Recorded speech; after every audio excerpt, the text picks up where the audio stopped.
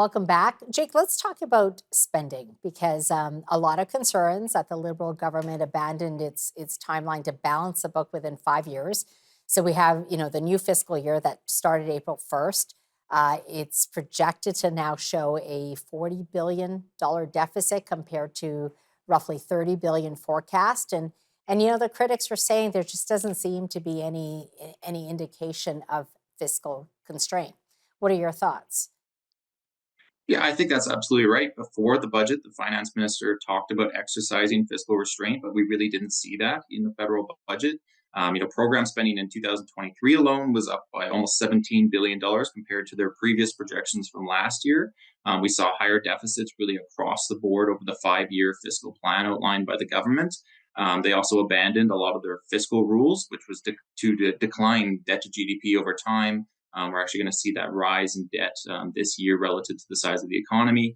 And we've also seen this increase in spending over time, in particular, even when we adjust for inflation and population growth, we're really near record levels of spending in Canadian history. The record year was 2020, but we're still above pre-pandemic levels by about 7% on that per person inflation adjusted spending measure. So there are a lot of concerns here, especially if you don't have a balanced budget target. They previously committed to 2027. They've now walked away from that commitment. And ultimately, this creates, uncertainty in the market, as people could be expecting, future tax hikes, entrepreneurs, investors, businesses. It's not a great environment for investment, in particular for the Canadian business environment too.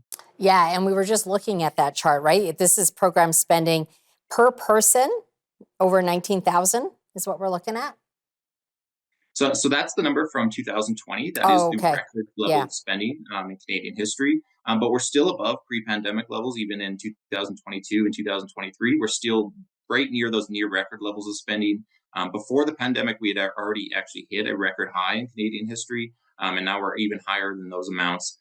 So this is higher than World War II, the 2009 recession, and several other points in Canadian history. Jake, when we think about the sheer level of debt, and it's now what, over a trillion, a trillion with a T, and then we have high interest rates. So just to service that debt is somewhere around $40 billion. And I just think about, the number of hospitals that could be built and the number of schools that could be built. Are we treading on dangerous territory, or do you think, or do you hold any optimism that we can get spending under control? Well, one of the main issues with interest costs too is that the government's rhetoric up to this point, for a long time was that, interest rates were low, so we can afford to spend this money, we can afford to borrow this money. But now we have these interest rates rising, as the Bank of Canada is trying to combat inflation. What that means is that the bill is coming due on a lot of these commitments that have been made over the last 8 years or so. So we are seeing, interest costs this year will be about $44 billion. So they've really almost doubled over the last couple of years in particular, both due to the size of the debt that we've accumulated over time, but also those rising interest rates. And this is essentially an opportunity cost. You're giving up something by spending all this money on interest costs.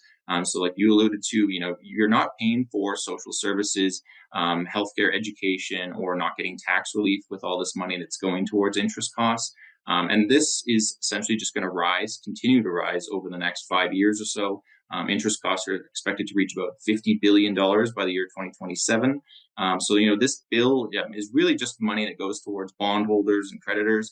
It's not money that goes towards any programs or services for Canadians, and ultimately is going to take a bite out of the revenue that we see every year. Wow, it is concerning. Jake, we only have a minute to commercial break. Let me ask you this, because Chrystia Freeland has frequently said that compared to other G7 nations, Canada is in better shape, and they look at debt to GDP ratio. Is that the right way to be looking at this? Can you talk about that? So the numbers that the finance minister used are a little bit misleading in the sense that she's looking at one specific measure of net debt.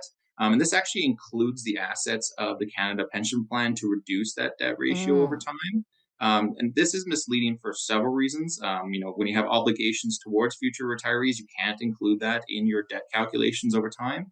And when we actually expand the analysis to look at OECD countries and use an alternative measure of gross debt, which looks at your total liabilities, we actually see that Canada performs much worse. We're actually 20th out of OECD countries on debt instead of first.